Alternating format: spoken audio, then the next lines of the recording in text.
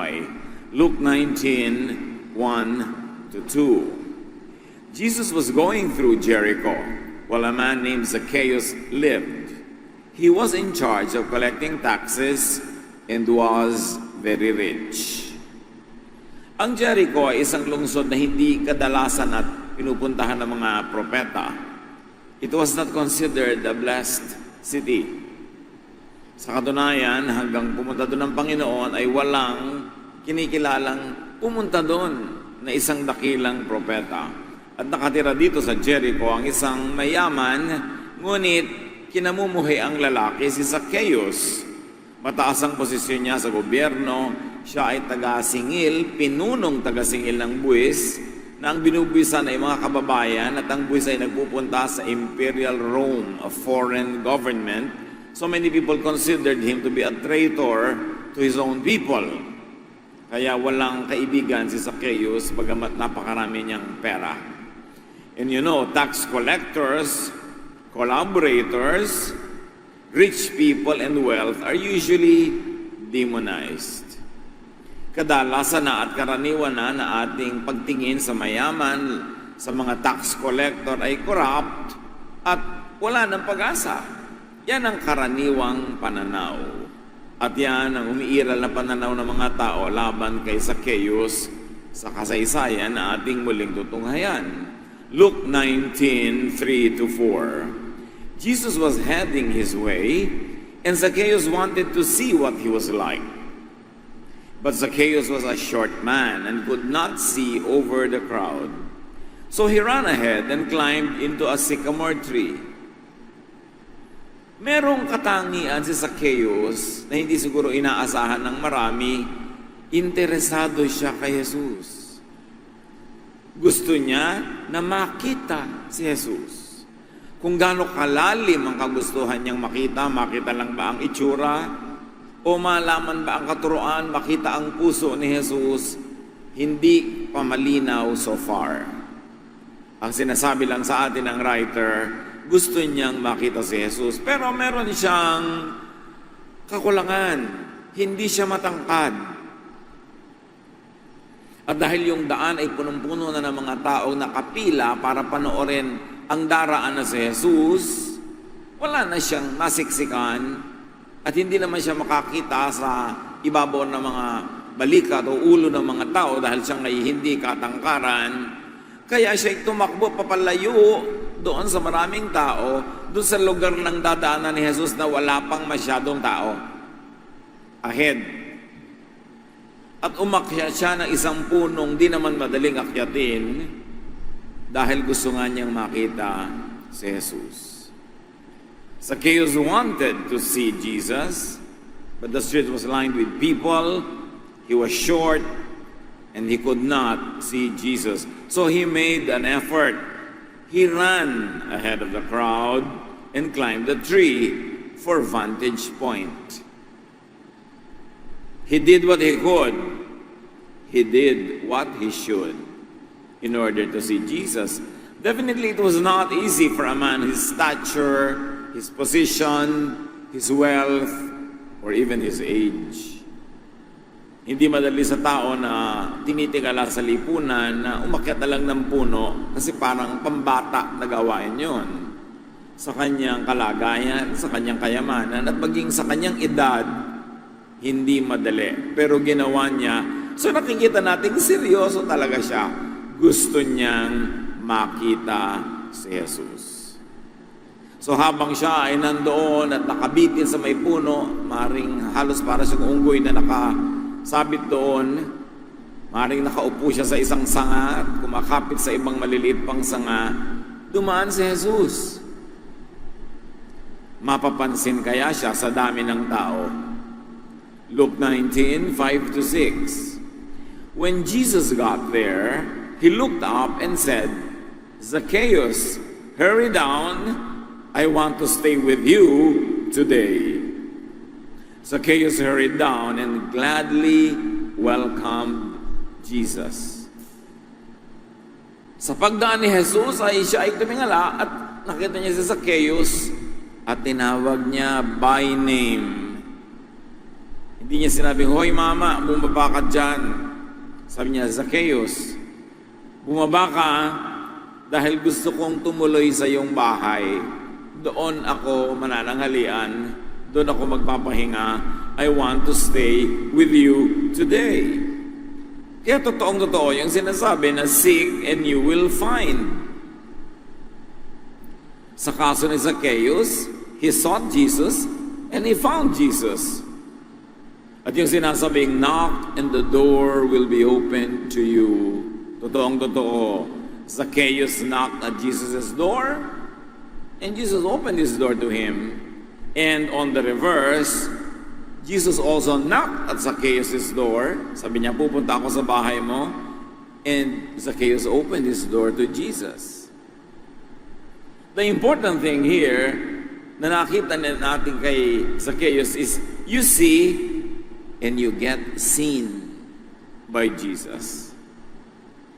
Pag ginusto mong makita si Jesus, hindi lang ikaw ang nakakakita sa Kanya, ikaw man nakikita Niya, tinititigan pa, tinatawag pa by name, at binibigyan ng karangalan na makapiling mo siya sa iyong sariling tahanan. Jesus knows and honors those who really seek Him. Walang tunay na naghahanap kay Jesus ang mapapahiya. At hindi mo kailangan maging maingay, hindi mo kailangan tumawag ng pansin sa iyong sarili para kapansinin ni Jesus dahil alam niya. Sa katunayan, sa dinami-rami ng tao doong nag-aabang sa Kanya at nakatunganga at nakatitig, kay Zacchaeus pa siya tumawag at nagpunta. Nakita niya ang puso ni Zacchaeus na nadaig ang puso ng lahat ng nandon na nag-uusyoso. So sila ay magkasabay na lumakad patungo sa bahay ni Zacchaeus. It takes two to make it happen. Nauna na si Jesus na gumawa ng kanyang hakbang, nagpunta siya sa syudad na hindi naman pinupuntahan ng mga dakilang propeta. Ginawa niya ang sarili niya na available to Zacchaeus and to everyone else. Si Zacchaeus naman ginawa ang kanyang bahagi. Sinikap niyang makita si Jesus at nang hindi magtagumpay ang karaniwang pagtatangka, siya ay umakyat pa ng puno para lang makita niya si Jesus. O ginawa niya ang kanyang part. At dahil ginawa ni Zacchaeus ang kanyang part, ginawa na naman uli ni Jesus ang kanyang part. Tinawag niya si Zacchaeus. At sinabi niya, sa iyo ako pupunta ngayong araw na ito. At ginawa naman uli ni Zacchaeus ang kanyang part. Sumama siya kay Jesus, binuksan niya ang kanyang tahanan. It always takes two to make it happen. Sa salvation, ganon. Jesus did His part, do your part. Sa counseling, hindi ko konti ang mga tao na nagpapadala sa atin ng sulat, ng mensahe, ng text, ng private message, kahit sa Facebook. Malayo po ako sa Pilipinas, pero ito pong nanay ko, kapatid ko, asawa ko, whatever, ay drug addict, ay sugarol, ay may problema, ay alcoholic, ang anak ko po ay matigas ang ulo, ayaw pumasok sa school. Pwede po bang payuhan ninyo, counselin ninyo, dala nyo sa Panginoon? Ito po ang aming address. At lagi ang sagot natin, siya ang sabihan mo na pumunta sa amin, ito ang aming address, ay ang aming telephone number. Kasi kung kami lang mag-isa ang pupunta sa Kanya, kahit kami willing, pag hindi siya willing na tanggapin kami, walang mangyayari. Walang counseling na napapayuhan, na aakay sa tama, kung siya mismo ay ayaw niyang paakay. Kailangan meron siyang kagustuhan na baguhin ang kanyang buhay, liwanagan ang kanyang dilim, ituwid ang kanyang liko. Kung ikaw lang ang may gusto kay asawa kanya, anak kanya, magulang kanya, hindi matutupad hanggang hindi siya mismo nagnanais na gawin din yon. Masasayang lang ang pagod mo. Ipaparehab mo, tatakasan ka lang. Ipapakounsel mo, magagalit lang sa'yo. Bubuksan mo yung Biblia, pagdadabugan ka lang. It takes two to make it happen. Because every man has a free will coming from God. And the person must exercise that free will to open his heart to God and to God's ministration. Amos 3:3, do two walk together unless they have agreed to do so? The obvious answer is no. Walang dalawang nagsasabay maglakad kundi muna sila nagkasundong magsabay at magsama. Kaya sa mga mag-asawa na gusto nyong solve ang problema nyo, kailangan pareho kayong willing solve yun. Ano mang bagay, kung may participant na ibang tao, dapat yung kalooban niya ay kaisa nyo, kaisang loob, kaloob nyo siya, para may mangyari. Now, beautifully, Jesus and Zacchaeus walk together. Luke 19:7, everyone who saw this started grumbling. This man Zacchaeus is a sinner, and Jesus is going home to eat with him. As usual, may mga nagreklamo.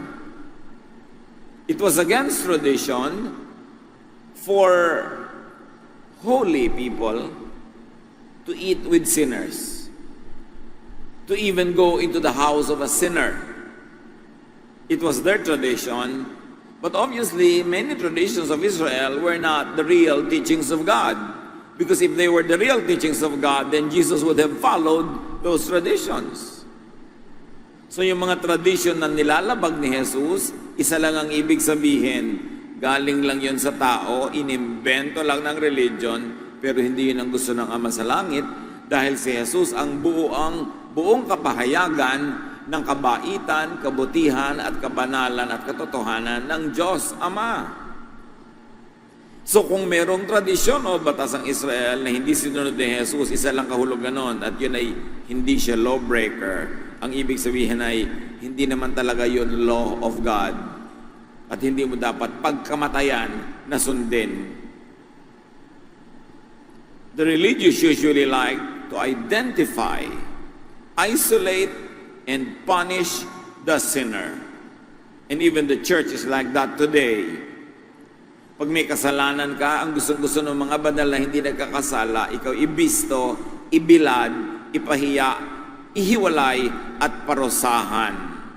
Yan ang gusto nila. At yun nga, ang isang uri ng salvation ni Jesus. Isang pagtalog pa lang sa maraming layers of salvation, Jesus saved this man from isolation and from the punishment of people who thought they had the right to punish him. Many religious people isolate and punish sinners to force them to become righteous. But it doesn't happen that way, and in fact, that is not the Jesus way. And we know that Jesus is the way. So dapat yung pamamaraan ni Jesus ang pinaiiral, hindi ang pamamaraan ng tao, kahit pa man yun ay tradisyon ng relihiyon. Jesus bypasses the holy and the religious. He gives his full attention to just one man who happened to be considered by many as a sinner. This was highly unusual, untraditional, revolutionary. But we know that Jesus is not conservative, that he is a revolutionary. Yung mga tumutuligsa sa kanya ang laging conservative. At dahil sila ay conservative, nakasara ang isip nila sa mga katuruan ng Diyos dahil nakatalaga na sila sa pagsunod sa mga nakagawian na the undiscerning grumble against the unusual. Kadalasan na ugali ng mga tamad mag-isip ng anumang hindi nila naiintindihan, anumang bago, anumang hindi pa nararanasan ay mali sa kanilang tingin. So, maling-mali sa tingin ng mga tao ang ginawa ni Jesus. Sabi siguro ng mga religious leaders doon, ang dami-dami natin dito ng mga banal, hindi sa atin nagpunta. Yun siguro mga givers to the temple and to the synagogue. Sabi, ang laki-laki namin mag-donate, hindi sa amin nagpunta. At sabi siguro ng mga manong at manang na timping-timpi na sundin ang lahat ng hinihingi ng kanilang lupang katawan para lang masabing sila'y banal. Kami ang banal na banal, timping-timpi dito, laging nagtitiis, nagtitiyaga, hindi sa amin nagpunta. At ang pinuntahan, bahay ng isang makasalanan, isang tax collector, isang collaborator with the Roman rulers, unthinkable. And because it is unthinkable, it could only be wrong from their point of view. But what do we see about Jesus here? That Jesus does not require righteousness for people to come to Him. Hindi kailangang ticket ang kabanalan para lumapit kay Jesus. Hindi ticket ang pagiging religious para lumapit kay Jesus. Ang ticket lang, gusto mo ba talaga siyang makita at nag-e-effort ka ba na makilala siya? So pumasok si Jesus sa bahay ni Zacchaeus at sila'y nakapagsarilinan. Kung nakasalo nila ang pamilya ni Zacchaeus, hindi sinabi sa atin, but obviously it was so. Dahil hindi naman nakahiwalay kay Zacchaeus yung pamilya niya, so nagkaroon ang pamilyang ito ng oras with Zacchaeus. Mahabang panahon ang lumipas habang nagchichismisan ang lahat doon sa labas ng bakod. Ano kaya ang nagaganap? Anong nangyayari? Luke 19:8. Later that day, so mahaba talaga nangyaring usapan. Later that day, Zacchaeus stood up and said to the Lord, I will give half of my property to the poor. And I will now pay back 4 times as much as to everyone I have ever cheated. Hindi natin alam kung anong naganap na usapan, pero alam natin kung anong naging bunga ng usapang ito. Biglang nagbagong loob si Zacchaeus. Sabi niya, kalahati ng kayamanan ko ay ibibigay ko sa mga maralita. At dun sa natitirang kalahati, lahat ng dinaya ko, babayaran ko times 4. Lampas-lampas sa interes na hinihingi ng kanilang mga batas. So marahil wala nang matitira sa kanya kasi pinamigay na niya yung kalahati at yung kalahati, lahat ng dinaya niya, ang tagal-tagal na niyang tax collector, ang dami niyang over-collection, ang dami niyang cheating na ginawa, ito times 4 niya.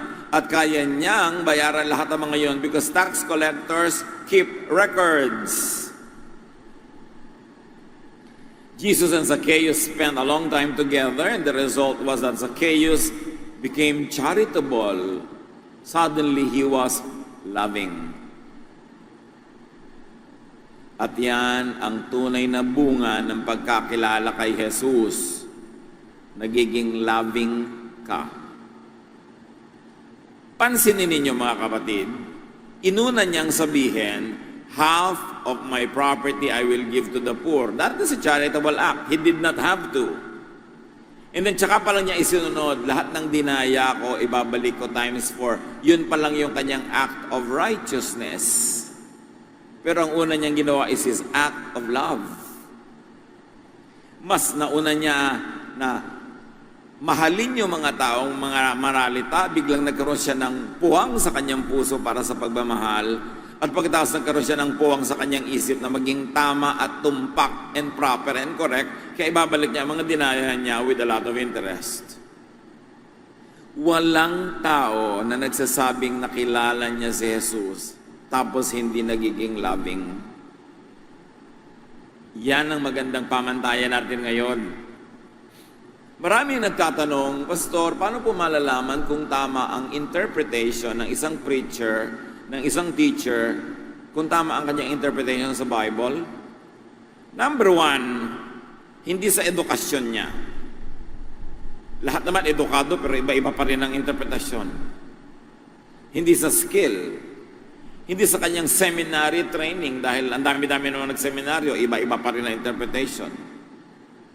Hindi sa bunga ng dami ng kanyang followers, kasi marami, pero tama ba? Marami namang hindi karamihan, pero mali ba? Pero merong isang pamantayan para malaman mo kung tama ang interpretation ng teaching. kung ang nagiging talab sa kanya ng itinuturo niya, nagiging loving siya. At kung ang nagiging talab ng turo niya sa mga tinuturuan niya, ay nagiging loving din yung tinuturuan. Kasi para ano pa? Ano ang saysay na magturo ka ng Biblia na ang nagiging epekto sa tinuturuan mo ay nagiging palalo, mayabang, self-righteous, judgmental. Buti pa, huwag ka talang mag-aral at magturo kasi napapasama ang tinuturuan mo. Kaya sabi ni Jesus sa mga Pharisees, you travel over land and sea to win one single convert, and when you are able to convert him, you turn him into a child of hell, twice as worse as you. Nagpapakahirap pa kayo ng soul winning at pag nakuha nyo ang isang kaluluwa, nagiging masahol pa sa inyo. Kaya mabuti pa, huwag na lang kayo magpagod. So Zacchaeus becomes charitable and loving. At sabi ng 1 John 4:7-8, my dear friends, we must love each other. Love comes from God. And when we love each other, it shows that we have been given new life. So paano man nalalaman kung saved na, may eternal life na? Nagiging mapagmahal. Hindi yung lumalaki ang bit-bit na Bible. Hindi nagiging more conservative and controlling of others. Nagiging mas palapula at palapintas sa iba. Nagiging palalo. No. Nagiging maibigin. Sabi, it shows that we have been given new life. We are now God's children and we know Him. God is love. And anyone who doesn't love others has never known Him. Ang Diyos ay pag-ibig at sino mang hindi maibigin, hindi pa niya nakikilala ang Diyos kahit siya relihiyoso, kahit meron siyang religious title, kahit ang tagal-tagal na niya sa church, pag hindi siya maibigin sa kapwa, hindi pa niya kilala ang Diyos. So hindi mahirap sukatin ang mga sarili natin. Huwag natin sukatin yung iba, yung sarili natin. Maibigin ba ako? Anong attitude ko pag may nakikita kong tao na sa palagay ko'y makasalanan, marumi kesa sa akin? Nagdidiri ba ako? Nagagalit ba ako? Gusto ko ba siyang ipahiya? Gusto ko siyang parusahan? O naaawa ako? Gusto ko siyang mahalin? Tanggapin ng walang patakaran at simulang akayin. Mahalin para malagay sa tama. O sinasabi ba natin, bago mo ma-deserve ang aking fellowship, kailangan banal ka muna? Hindi yan ang style ni Jesus. Dahil si Zacchaeus nga, considered by many as sinners, doon pa siya nakipag-fellowship. The religious who do not love others, who do not love Zacchaeus, do not know God. No matter what Bible version they read, no matter what statement of faith is framed on the wall of his house, office, or church, pag hindi siya maibigin, hindi pa siya tinatablan ng Espiritu ng Diyos. At usong-uso sa mga hindi maibigin, nalaitin ang love. Pinagmumukha nilang parang hippie, addict, drugista, irresponsable yung love. Dahil ang gusto nilang ituro, parusa, strictness, hell. At ang tingin nila lagi, pag labang itinuturo mo, para kang kulto. Magiging kulto na ako kung kasama ko si Jesus, kasi si Jesus loving. And God is love. Para masabi mo ngayon, hindi, stricto kami, separatist kami, humihiwalay kami sa mga mali. Hindi ganun si Jesus. So, sino ang sinusundan mo? Definitely, hindi si Jesus. And after spending time with Jesus, Zacchaeus becomes loving and he pays back with big interest. He becomes correct and righteous. But before he becomes correct, he first becomes loving. Because it is more correct than anything else. Righteousness is not a ticket to get near Jesus. It is a fruit of following Jesus. Hindi mo kailangang ginagawang requirement yon. May mga mahihigpit na mga kongregasyon, magpapa-youth camp. Sasabihin sa mga youth nila, imbitahin nyo mga pinsan, mga kaibigan, mag-youth camp tayo. Pagkatapos bago sumakay ng bus yung magka-camp, puwera, hindi pwedeng sumama ang mga may kulay ng buhok, hindi pwedeng sumama ang ganitong style ng buhok, hindi pwedeng sumama ang ganito ang mga damit, hindi sila pwedeng sumama sa youth camp. Hindi pa nagsisimula yung youth camp, may requirement ka na itsura, kabanalan, hindi kay Jesus yon. Kasi kay Jesus tinatanggap ka as you are. Hindi ibig sabihin kinukonsinti ka forever as you are, pero tinatanggap ka muna. Tapos mamahalin ka at tatablang ka ng pag-ibig na yon. Ikaw na ang gaganahang baguhin na yung sarili. Hindi ka kailangang utusan o bantayan o parusahan. Napakarami mga churches hindi nire-represent ang love ni Jesus. Kasi ang lagi nilang pinapairal, yung mga distinctives, policies, mga bawal, at kahit 20 taon ka lang nando, nagkamali ka, pag-uusapan ka, ititiwalag ka, at kung naglingkod ka man, forget it, ititiwalag ka, kasi para sa kanila, they separate from sinners. That is not the work of Jesus. Luke 19 verse 9, Jesus said to Zacchaeus, "Today you and your family have been saved, because you are a true son of Abraham. The Son of Man came to look for and to save people who are lost." So sabi niya ngayon, ikaw at ang iyong sambahayan, parang Acts 16, ano? Ikaw, you and your household. Kasi pang ang head of the family, lumapit kay Jesus, dadalhin niya ang kanyang sambahayan. Kaya mahalaga talaga ang mga tatay, ang mga nanay, ang mga kuya, ang mga ate, manguna sa pangkilala kay Jesus at huwag solohin si Jesus, dalhin sa iyong sambahayan. Dinala ni Zacchaeus si Jesus sa kanyang bahay. Ang unang nakinabang siya at ang kanyang pamilya. Zacchaeus got saved not by joining any religious sect or group, not by doing any religious ritual as many insist, but by being a true child of Abraham. Ngayon, bago tayo magkalituhan sa ibig sabihin ng child of Abraham na Jew, no, it does not mean just by being a Jew. Ang child of Abraham ay hindi yung mga Hudyo by blood, kundi yung nananalig sa Diyos. Hudyo man sila o hindi. May naganap ng ganyang pagtatalo with John the Baptizer and the Jews.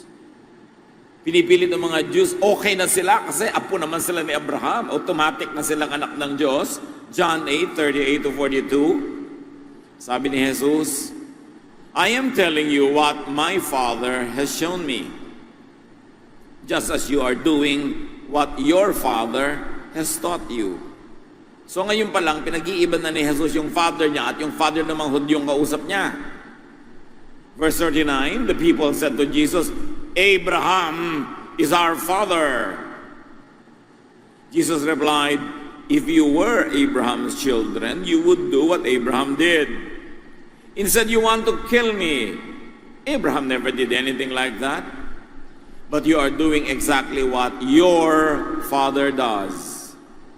Don't accuse us of having someone else as our father. They said, "We just have one father, and he is God." Yung mga Hudyo nakikipagtalo kay Jesus, apo kami ni Abraham, therefore anak kami ng Diyos. Sabi ni Jesus, kung anak kayo ng Diyos at apo kayo ni Abraham, dapat mabait kayo. Pero hindi kayo mabait, gusto niya akong patayin. So hindi ang gusto ng Diyos na aking ama ang ginagawa nyo, kundi yung gusto ng inyong ama. Nililinaw ni Jesus na ibang ama niya sa ima ng mga Hudyong ito. The Jews thought that just by being Jews, they were automatically became children of Abraham and of God. And Jesus was emphatic that this was not so. John 8:42 to 43, Jesus answered, "If God were your Father, you would love me." You see? Kung anak ka ng Diyos, maibigin ka. Sabi niya, "If God were your Father, you would love me because I came from God and only from Him. He sent me. I did not come on my own. Why can't you understand what I am talking about? Can't you stand to hear what I am saying? Your father is the devil." Ang linaw na. Nilinaw na ni Jesus para wala nang mistake ang interpretation. Huwag niyong ipilit na anak kayo ng Diyos, anak kayo ni Satanas. Sa pinaggagawa ninyo, kahit kayo Hudyo, kahit kayo relihiyoso, hindi kayo loving, huwag niyong imagine na anak kayo ng Diyos, mali kayo, si Satanas ang ama niyo. Ganong kalinaw. Hindi mo kailangan ng scholarship para maintindihan ang linaw-linaw. Godly people, the children of God, love. That love is the greatest doctrine. Godly people, the children of God, are loving and they love Jesus. Meanwhile, religious people insist on legalism, on excuses to not love, and excuses to punish those that they consider are less holy. Zacchaeus got saved, and this means believing in Jesus. When you believe in Jesus, you get saved. Hindi mo kailangan ng ritual, hindi mo kailangan ng relihiyon, membership, ethnicity, nationality. When you believe in Jesus, you get saved. John 1:12. Yet some people accepted Him and put their faith in Him. So He gave them the right to be the children of God. Kung si Jesus ay tinatanggap sa puso at ikay nagiging anak ng Diyos, naging symbol ng puso yung bahay ni Zacchaeus. Tinanggap si Jesus sa bahay na yon. Kaya lahat ng nakatira doon yung pamilya, sabi ni Jesus, you and your family, you got saved. Pag pinaliit mo yung bahay, puso ng tao. Pag pinalaki mo, anybody, everybody who accepts Jesus becomes the home of the Holy Spirit and you get saved. As many as believed Him, who received Him, who believed in His name, He gave the right to become children of God. For God so loved the world, lahat, that He gave His one and only Son, that whoever, kahit sino, believes in Him will not perish, but will have everlasting life. It has always been salvation by faith, not by blood, not by ethnicity, not by tribe, not by nation, not by religion, not by congregation, not by ritual, but by faith. Galatians 3:7, and so you should understand that everyone who has faith is a child of Abraham. Nadinig niyo ba, church? Everyone who has faith is the real child of Abraham. So hindi yun yung ethnic Jews, hindi yan any particular nation. Anyone who has faith in Jesus is the real child of Abraham. At kaya niya sinabi kay Zacchaeus, you are really a child of Abraham. Salvation has come into your house. It doesn't mean that because you are a Jew, but it means because you believe in me, you are a real child of Abraham. Therefore, you and your household are saved. Zacchaeus got saved from judgment, from punishment, and from hell. And this is the usual definition of salvation, that you get saved from eternal punishment, from hell. But more than that, at least for the moment while he was alive, Zacchaeus got saved from his greed, his selfishness, from himself. At marami sa atin, mga kapatid, hindi pa natin kailangan ngayon ng salvation from hell. Ang kailangan pa natin ngayon, salvation from ourselves, from our greed, from our lack of love, from our selfishness. At ganoon din ang pangangailangan ng marami nating mahal sa buhay. Zacchaeus got saved from delusion, from wasting his life on just making wealth. on making enemies while he was making wealth, and on isolating himself from the people and from God. Yan ang maraming salvation. Hindi ka lang kailangan ma-save from hell. Kailangan ka rin ma-save from yourself. At kailangan ka rin ma-save from your wrong ideas that life is all about just making wealth, even though you make enemies in the process. At lahat yun naunawaan ni Zacchaeus. Kaya sa isang iglap ng kaliwanagan, naging handa siyang ibigay ang kalahati ng kanyang kayamanan sa mga hikahos. Love yun. At handa siyang bayaran lahat ng kanyang dinaya at dagdagan pa ng interest. Righteousness yun. Magkasama, pero love first.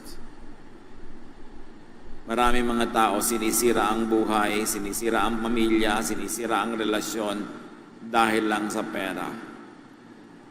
At naligtas si Zacchaeus sa malaking kahibangan at kasinungalingan na yon. Sasabihin ng iba, sayang naman, ang tagal-tagal niyang inipon. Ba't siya hindi nang hinayang? Kasi nakita din naman niya na kahit nagkakamal siya ng napakaraming kayamanan, malungkot din siya. Hindi rin payapa ang kalooban niya. Galit pa sa kanya ang maraming tao. So yung kayamanan niya ang naging pabigat sa kanyang buhay. It is not always so. Sometimes yung kayamanan pampagaan, pampasarap lalo ng buhay.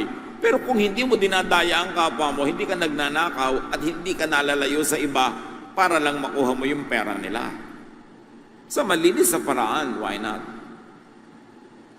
That's what it means also that Jesus came for and to save the lost. Isang kaluluwa sa isang buong lungsod ng Jericho, yun lang ang pinuntahan niya. Tulad ng isang demoniac, inaalihan ng masasamang espiritu, tumawid si Jesus ng lake para puntahan ng isa lang kaluluwa. Mahal ni Jesus kahit isa lang. Mahal niya tayo. At yun ang dapat natin ipabatid sa ating mga mahal sa buhay, maging mga kaibigan, maging hindi kilala. Jesus came for and to save the lost who know and acknowledge that they are lost. Dapat tanggapin mo munang lost ka, na may kulang sa'yo. Si Zacchaeus, yung paglabas niya ng kanyang bahay, kahit mainit ang panahon, pag-akyat niya ng puno, kahit mahirap at undignified, isang pagpapatunay na sinasabi niyang, may kulang sa akin at kay Jesus ko hinahanap. Habang di mo inaamin na may kulang sa iyo, hindi ka mapupuno ni Jesus. Habang nagpupuno-punuan ka, mananatili kang walang laman. You have to acknowledge it. You have to tell Jesus that you need Him. At ang pagsasabi, hindi kailangan laging salita, katulad ni Zacchaeus, body language. Jesus came for and to save the lost, to acknowledge and seek and welcome and accept and listen to and follow Jesus. One thing to know that you need Jesus and one thing to do something to know Him. So position yourself to invite Jesus into your home. Bakit may Zacchaeus? Because everyone is a Zacchaeus. There is a Zacchaeus in each one of us. Meron tayong mga dapat itama sa buhay natin. May mga ginagawa tayo naglalayo sa ating kapwa. May mga ginagawa tayong naglubog sa atin sa problema. But we can all be like Zacchaeus. Lapitan si Jesus at lalapit din siya. Tawagan si Jesus at sasagot siya. See Jesus and you will be seen by Jesus. Hindi yan one way. Climb your tree to see Jesus. Gusto mong makilala si Jesus, mag-invest ka naman ng panahon. Umattend ka naman ng Bible study. Magkaroon ka naman ng ministry. Kasi sa ministry, katuwang mo at kasama mo si Jesus. Sa worship, nakaupo ka lang, dinadakila mo si Jesus. Pero pag may ministry ka, naglilingkod ka, katabi ka niya, sabay kayo naglilingkod. Because He came to serve. And the greatest fellowship with Jesus is to serve. Because in service, and in the field of service, that's where you become one with Jesus. Kalahati lang ng ating relasyon kay Jesus, yung kinakantahan siya, sinasamba, minamahal, dinadakila, at yung kalahati nun, kasama kanya sa trabaho. Because He came to serve, and only those who serve beside Him have real, meaningful fellowship with Him. It is one thing to look at Jesus from afar and say, "You are great, you are holy, hallelujah." And it is one thing to get your feet wet and your hands dirty doing the work of Jesus. Then you are really having a complete fellowship with Him. So climb your tree to see Jesus and climb your tree to be seen by Jesus. Bring Jesus and bring salvation into your home. Sabi ni Jesus, today, you and your family have found salvation. Dinala niya sa kanyang bahay si Jesus. Children of God are children of life. It is important. And children of God are children of spiritual abundance and serenity. So dapat ang ating pamilya, ang ating mga kasambahay, mga kapitbahay, at kung kayo may mga opisina, lalo't kung kayo may impluensya, kayo supervisor, manager, owner, dalhin niyo si Jesus sa inyong tahanan. At tahanan can mean also your office or your workplace. Zacchaeus became rich enough as to overflow with generosity and honesty. If you are spiritually rich, you overflow and excess baggage flows out. Ang naging excess baggage niya yung kayamanan nagpapahirap lang sa kanyang buhay. Pero hindi laging ganun kasi minsan yung kayamanan hindi naman pahirap at hindi naman mali ang pagkuha mo, then you can keep it. Sabi ni Jesus sa John 10:10, "A thief comes only to rob, kill, and destroy. I came so that everyone would have life and have it in its fullest." So save yourself and others from the thief. Salvation din yan. Maligtas ka kay Satanas na nagnanakaw, pumapatay, naninira. Matthew 9:35-38. Ano ba talaga ang ministry ni Jesus? Jesus went to every town and village. He taught in their meeting places and preached the good news about God's kingdom. Jesus healed every kind of disease and sickness. When He saw the crowds, He felt sorry for them. They were confused and helpless, like a sheep without a shepherd. He said to His disciples, "A large crop is in the fields, but there are only a few workers. Ask the Lord in charge of the harvest to send out workers to bring it in." Ang gawain ni Jesus ay magpalaya, magpagaling, magpatibay, magpatuwid, magpaliwanag. At bawat nayon, bawat bayan-bayan ay pinuntahan niya para dalhin ang kanyang ministry. At tuwing nakikita niya ang mga tao, angaw-angaw, pulo-pulutong, ang dami-dami, gutom na gutom sa turo, gutom na gutom sa pagmamahal, gutom na gutom sa atensyon ng spiritual leader, awang-awa siya. At sabi niya sa kanyang mga disipulo, idalangin niyo sa Ama na magpadala ng mga ani, mga manggagawa, ang daming gagawin, ang konti ng workers. Ang daming kaluluwang dapat alagaan, ang konti ng nag-aalaga. At yung mga hindi nag-aalaga, kinikriticize pa yung nag-aalaga. Pabigat ang trabaho. Sabi niya, ask the Lord of the harvest to send workers, because the harvest is plentiful, but the harvesters are few. Isaiah 6:8. Then I heard the voice of the Lord saying, "Whom shall I send? Who will go for us?" And I said, "Here I am. Send me." One of the most beautiful sentences in the Bible. Sabi ng Panginoon, sino kaya ang kakatawan sa atin? Sinong ipapadala natin? Isusugo natin. At sabi ni Isaiah, narito po ako ang pag-utusan nyo. Pag-utusan nyo. Nawala na sa bokabularyo ng mga Pilipino yun eh. Nung araw, pag nag-meet ang dalawang taong hindi magkakilala, hindi how are you ang sinasabi. Ako po si Antonio ganito, pag-utusan po ninyo. Napakagandang attitude na, here I am, send me, I like to serve you. Let Jesus enter your heart, your home, your house. Yun ang una nating lesson from Zacchaeus. And then open your heart, your house to Jesus. That Zacchaeus did. Mga kapatid, ang camera, alisin na natin kay Zacchaeus, ilagay na natin sa ating mga sarili dahil tayo rin si Zacchaeus.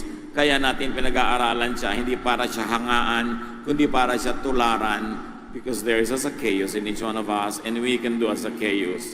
Turn your house into a house of life instead of a house of death. Turn your house into a house full of life, not full of struggle and problem and guilt and worry. Turn your house into a house, church. Napakahalaga na hindi lang tayo sa malaking bulwagan, sumasamba, nag-aaral ng salita ng Diyos, hanggang sa mga bahay natin dapat ginagawa yon. Sa katunayan, ng mga original believers, yung kauna-unahang first generation Christians, sa bahay-bahay sila sumasamba, doon sila nag-aaral, doon sila nagtuturoan. At habang nangyayari yon, konti-konti sa ibang bahay, konti uli, magkakakilala sila, magkakapalagayang loob, nagkakatulungan, nagmamahalan, at ganun dapat ang church. And what do we do in times like this? Sa panahon natin, ang dami-dami natin, dapat meron din tayong home groups. Dadalhin nyo rin si Lord sa inyong office, sa inyong bahay, sa inyong factory, kahit saan kayo may influence. Kailangan yung influence nyo at yung ibinigay na blessing sa inyo ni Lord, gamitin nyo para sa paglingkuran so that you become like Zacchaeus. And the number one beneficiary will be your family. Whether it is your biological family or your corporate family, you do as Zacchaeus. Sa sulat ni Paul kay Philemon 1:2, from Paul, this letter is to you and to the church that meets in your home. So you see, the church is not a building. The church is a group of believers who meet in a home. Romans 16:5, greet the church that meets in their home. The church is people, not a building. And wherever they meet, that is the church. Kaya may home church. The first churches were home churches. And there's no reason in this day and age to not continue that beautiful tradition to have home churches. Kaya nga tayo may mga sambahay, mga kapatid. Member na ba kayo ng sambahay? Meron ko minsan nagre-reklamo, laki-laki naman ng church na yan. Kahit 5 taon na ako umaatin, wala man lang akong kakilala, wala man lang bumabati sa akin, wala man lang dumadalaw sa akin. Nakikisangkot ka ba sa home church o sa ministry group? Siyempre, kung para kang prinsesa, nakaupo sa tasa, dating alis, sino nga makikilala mo? Kailangan gumawa ka ng paraan katulad ni Zacchaeus, umakyat ng puno. Nakita ni Jesus, sabi ni Jesus, pupunta ako sa bahay mo. You've got to climb your tree and do something to bring Jesus to your home. And when you bring Jesus to your home, your family, your household, and your neighbors also get blessed. Mahalaga na nakikipagkaibigan, nakikipagmabutihan sa kapwa Kristiyano, mga kapatid. Napakalaking advantage, hindi lang spiritually, kundi practically, na active ka sa church, na involved ka sa buhay ng marami. Pag nagkasakit kami, mga dumadalaw, pag namatay kami, naglilibing sa'yo, may naglalamay, pagka ikaw ang namatayan, may nakikiramay sa'yo. Pero kung hindi ka gagawa ng paraan para ma-involve sa buhay ng kapwa mo Kristiyano, lagi ka lang nakahiwalay. At lalo na kung ang pamilya mong biological, hindi naman mga believers, ang nangyayari, sobra kang isolated pagkasama mo sila. Tapos pag nasa church ka, isolated ka rin, you've got to do something. And more than just being a recipient, it's also important to be a harvester for God. to bring souls into the house of God. Turn your home into God's house. Mahirap yon. Mahirap magbukas ng bahay para sa isang Bible study. Mahirap magturo. Mahirap mag-invest sa relationships. Pero sabi ng Psalm 126 verse 5, those who sow in tears will reap with songs of joy. Pag nahirapan ka sa pagtatanim, kakanta-kanta ka naman habang umaani ka. So first, make it personal. Receive Jesus into your heart. And then bring Jesus into your home, your family, your extended family. Know Jesus and make Jesus known. Then you will be doing as Zacchaeus. Yung dating Panginoon mo, kung ano man yun, siya pera. Sa atin naman, kung minsan pera, kung hindi man tao, kung ano man yun, napapalitan ni Jesus. At hindi nagiging kalugihan. Lumuluwag ang dibdib, sumasaya ang pakiramdam, naghaliligtas ang kaluluwa sa kabilang buhay, at naliligtas din ngayon sa maraming kasiningalangan ng mundong ito. Ano ang lesson ni Zacchaeus para sa atin? Bring Jesus into your heart, then into your home. Marami sa atin, we already accepted Jesus into our hearts. But do we bring Jesus into our home, into our workplace, into our small world? Complete the cycle. Do not only be a recipient of God's salvation, but be a dispenser of it. Na maging instrumento tayo para yung iba man lumaya, makakilala, at magkaroon ng kapayapaan at buhay na walang hanggan. Ama namin, maraming lessons from Zacchaeus. Turuan niyo po kami. Give us the light, the wisdom to make sense out of this teaching that happened almost 2,000 years ago. Make it current to us. Gawin yung present sa amin ng kwentong ito. Teach us to learn from Zacchaeus.